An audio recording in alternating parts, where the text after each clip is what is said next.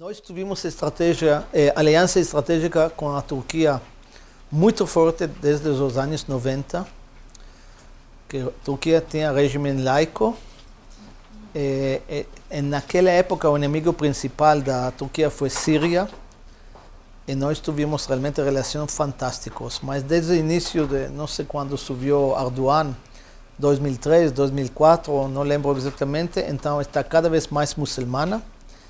E este modelo da Turquia laica, que começou desde 1923 com Atatürk, praticamente não existe mais. Então, como a Turquia quer voltar a ser o líder do mundo muçulmano e, sobretudo, o mundo sunita, com muitos interesses que não podemos analisar agora. Parte desse também antissemitismo de Erdogan, desse Islã radical, mas também os interesses deles. Romperam esta aliança com Israel 5 anos atrás. Vocês todos lembram este navio, não? Mas, ultimamente, faz poucas semanas, ou mais ou menos vários meses, que um processo de reaproximação. Nunca vai voltar a ser esta aliança tão fantástica que nós tivemos ainda 10 anos atrás, mas na política internacional não tem amizade, tem interesses, e a Turquia sabe que nós temos muitos inimigos comuns, sobretudo Assad, sobretudo ISIS, sobretudo Irã.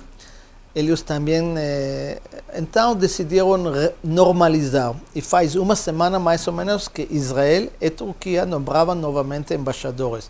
Não tivemos embaixadores, tivemos relações diplomáticas, mas em nível de segundo secretário. Então, agora já nombravam embaixadores, acho que foi faz uma semana ou 2 semanas. O mesmo dia que Israel anunciou o próximo embaixador, um dia depois, Turquia anunciou. Ainda não chegaram, mas a relação normaliza. Turquia tem seu jogo, está apoiando Hamas. Quase não falei de Hamas, não falei de Gaza, porque, como falei ao começo, ao início, o Meio Oriente é muito complicado. Já está aproximando ao fim. Estão os sauditas, mas falamos muito deles. O medo mais grande deles é Irã. Irã, porque, por um lado, Irã é um adversário ideológico religioso. A Arábia Saudita, eles são os líderes do mundo sunita, do ponto de vista religioso. Controlam os lugares santos do Islã, Meca e Medina, e Irã, o líder dos xiitas. É uma briga que eu comecei minha palestra mostrando esta briga. E também nos países do Golfo. E bom, Irã, penso que não podemos falar muito de Irã, é inimigo número 1 de Israel. Irã tem fronteira terrestre com Israel. Sim, tem fronteira terrestre, porque Hezbollah realmente é um proxy de Irã. Eles controlam Hezbollah lá, e Hezbollah faz o que Irã manda. Irã mandou Hezbollah lutar contra os rebeldes, Hezbollah está aí. E faz um ano, Obama assinou este acordo nuclear com Irã. Não sabemos se Trump vai continuar. Ninguém sabe. Eu acho que não vai ser tão fácil, são acordos internacionais. Por enquanto, são 10 anos mais ou menos que eles postergaram seu plano nuclear. Então, o medo é isso, que não que eles vão atirar arma nuclear, mas Irã com arma nuclear vai ser outro Irã. Veja bem Coreia do Norte. Coreia do Norte, um país minúsculo, um desastre econômico, a ditadura mais cruel do mundo, ninguém pode tocar a eles. Eles podem fazer tudo o que eles querem, conhecem a palavra chutzpah, como atrevimento, e não se pode tocar. Então, Irã com arma nuclear, que agora está apoiando sempre movimentos terroristas no mundo inteiro, vão apoiar ainda mais e vai ser mais difícil tocar a eles. E também Irã com arma nuclear, os sauditas não vão ficar muito tempo sem arma nuclear. Os turcos, os egípcios e todo esse regime que existe ainda no mundo de balance com estados que têm arma nuclear, vai colapsar. E esse estado atual de armas nucleares no mundo é o estado positivo. Sabe, uma vez eu tinha um professor de história militar que ele falou que ele não entende por que os inventores da bomba atômica ainda não receberam Prêmio Nobel da Paz. Porque desde que existe a arma nuclear, praticamente não temos guerras grandes, 70 anos, e não temos guerras grandes. E todas as guerras no mundo, desde a Segunda Guerra Mundial, não chegaram a ter mortos como um mês na Segunda Guerra Mundial. Na Segunda Guerra Mundial morreram 60 milhões de pessoas. Na Primeira Guerra Mundial, 80 milhões de pessoas. Acho que em todas as guerras desde a Segunda Guerra Mundial, não sei se havia 20 milhões de mortos. Então, esse equilíbrio de medo funcionou, mas funciona quando os estados, os poderes que têm armas nucleares, são estados. Mas o que vai passar se alguma organização de loucos terroristas vai ter poder militar? Esse é o medo de todo mundo e por isso tivemos e temos tanto medo do Irã nuclear, porque se todo o Médio Oriente vai começar a ter armas nucleares, Turquia, Egito, Arábia Saudita, etc., etc., etc., tarde ou temprano também movimentos terroristas vão ter arma nuclear, o governo da Arábia Saudita vai cair, Egito, então temos muito medo. É o inimigo principal de Israel por razões ideológicas, por razões militares, até quando não sabemos. 40 anos atrás, Irã foi o aliado principal de Israel no Médio Oriente. Pode ser que daqui a 20 anos vamos a ter aliança com Irã e não vamos a ter aliança com Turquia. Quem sabe? As coisas podem mudar. Irã, apesar de tudo, é um país muito sério. Um país muito sério. Eu fiz minha tese de mestrado sobre temas de energia, temas de transporte no Irã. E então consultei dezenas e dezenas de sítios de internet iraníes em inglês. Eu não sou experto, não falo o idioma deles, mas consultei o sítio da autoridade dos portos de Irã, o sítio de gás de Irã, o Ministério de Gás, Ministério de Energia, universidades iraníes, e pode dizer que é um país sério. Não é Síria, não é Egito, é outro país muito sério e muito desenvolvido, em muitas áreas muito avançadas. E com uma grande parte da população que é bem sofisticado e não é tão fácil tratar o Irã como o poder, o reis do mal no mundo. É suficiente olhar a quantidade de filmes iraníes que mostram muita sensibilidade, muita profundidade do povo irani. É um grande povo. Assim que é fácil demonizar o Irã, porque este Irã está contra Israel. Eu não sou experto, mas também penso que já falei muito, mas acho que ainda não terminou a guerra com o Irã e não sei se o Irã vai ficar inimigo de Israel para sempre. E isso. O medo de todo mundo, e já estou terminando minha palestra. O que está acontecendo lá? Falando de forças de mal. Será essa a força de mal? Uma guerra eterna entre os filhos da escuridão e os filhos da luz? Quem são os filhos da luz? São nós, o Ocidente, o mundo moderno. E quem são os filhos do mal? Todos esses muçulmanos loucos, Irã, ISIS. Será assim? Eles acham a reverso, que eles são filhos de luz e nós somos filhos do mal. E eles têm muito mais resolução, tanto os iraníes como ISIS, ideologia clara e motivação. E o Ocidente está como meio fraco, porque todo mundo quer a boa vida e a democracia por si mesma é frágil. É frágil ou não é tão frágil? Porque finalmente a democracia, quando realmente tem inimigos, encontra forças e pode ganhar a guerra contra forças dogmáticas. Estamos nesta guerra, o mundo muda. Nos anos 90, um historiador, ou um cientista político, escreveu um livro dizendo que acabou a história. Já sabemos que não é assim. O início dos anos do século XXI, outro cientista político escreveu outra tese que perdura ainda, que agora não, a história não acabou, mas é uma guerra de civilização e é este Ocidente contra o Islã. Esse Islã vai ganhar ou outro Islã moderno vai ganhar? Porque tem o Islã que podemos vê-lo em Dubai, em Emiratos, muito moderno, com prédios incríveis, acabavam de inaugurar o trem mais rápido do mundo, que chega em 12 minutos. Toda a tecnologia ocidental. Não são coisas que saem na mente deles, é como importação. Mas tomará que este Islã vai ganhar, mas por agora o Islã ficou no passado. Ficou no passado a única civilização grande de todas as civilizações que não encontra um caminho para entrar no mundo moderno. Os chinos, sim, os hindus, os japoneses, até a Indonésia, que é uma versão muito mais pluralista e moderada do Islã. Por que esta grande civilização não consegue modernizar? É tema para outra palestra. Mas pode dar uma razão pequena.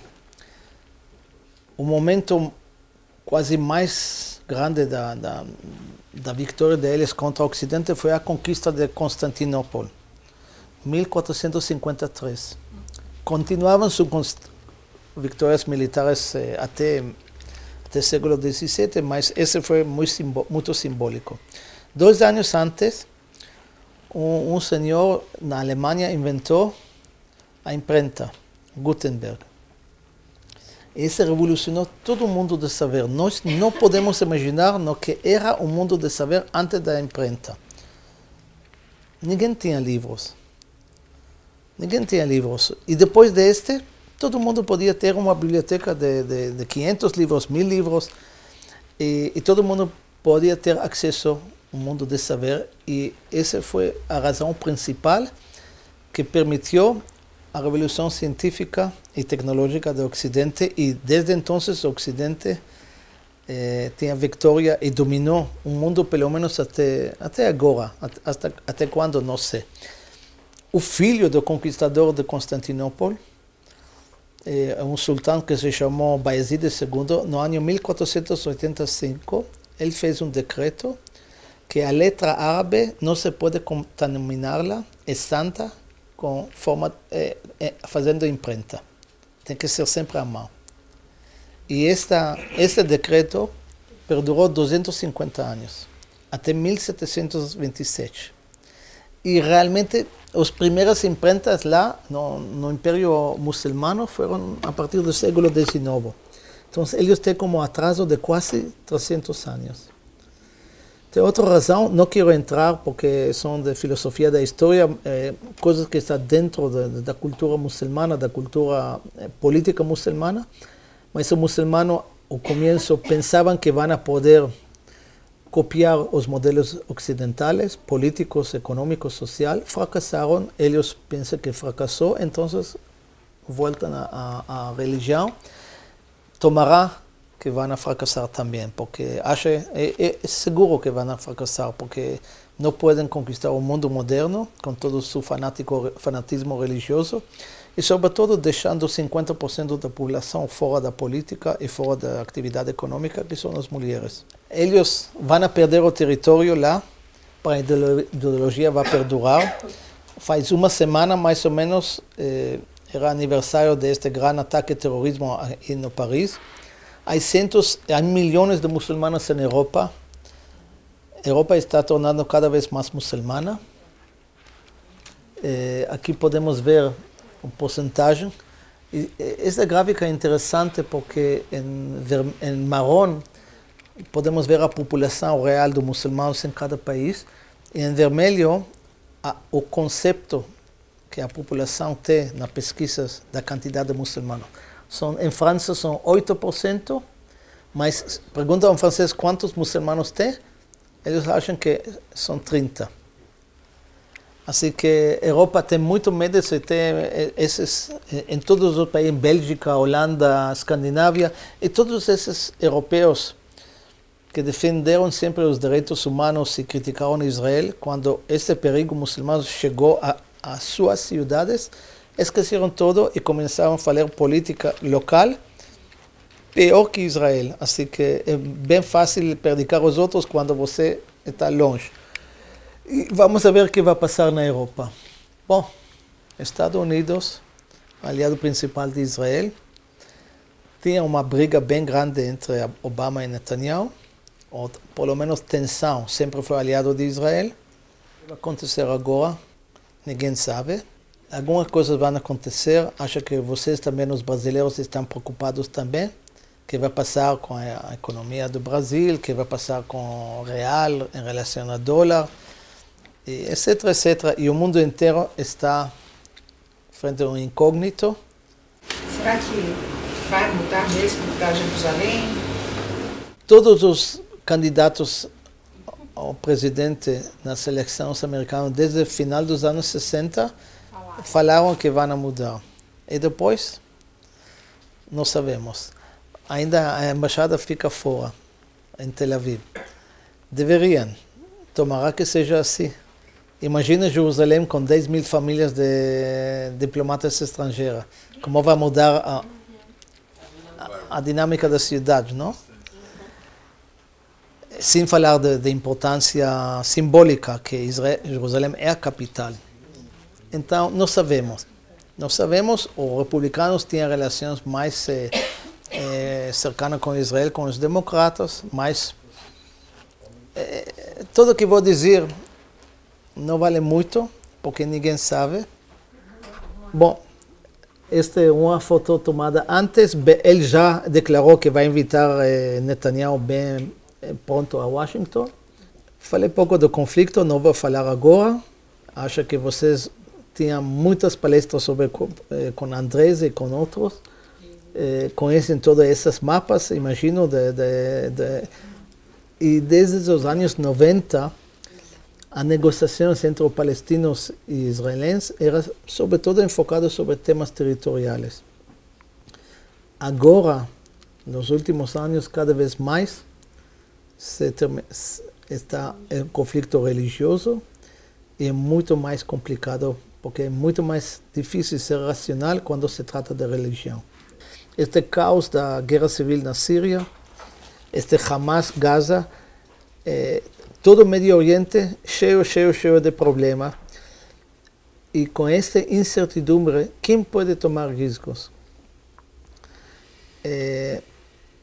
Se amanhã a pessoa mais da esquerda, mais pró-palestino, que aqui está no Brasil, vai ser o primeiro-ministro de Israel, tampouco ele vai poder assinar acordo com os palestinos. Posso depois pouco explicar porquê, mas a situação é muito confusa e cada vez mais não vemos aonde vamos a poder ter solução hoje. Muitos fogos. Ainda não sabemos se é realmente nova intifada de fogo. Sim sabemos que em alguns lugares estes fogos foram a propósito, mas por outro lado a situação climática ajuda, porque estamos já no começo de inverno, mas tivemos dias de calor muito grande no meio de inverno, mas com ventos muito fortes, porque já é inverno. Mas tem fogos também na Síria, na Jordânia, Líbano, ou seja, não somente em Israel, mas não cabe dúvida que tem algumas pessoas que estão aproveitando para que nós tenhamos mais fogos. Agora, se é uma atividade espontânea ou uma atividade coordenada, as duas respostas podem ser verdadeiras. Agora, por que agora? Bom, a situação climática. Tem alguns que dizem que Israel quer fazer passar uma lei contra Muazzin. Sabe que Muazzin é como eles chamam os fiéis rezar com parlante muito forte.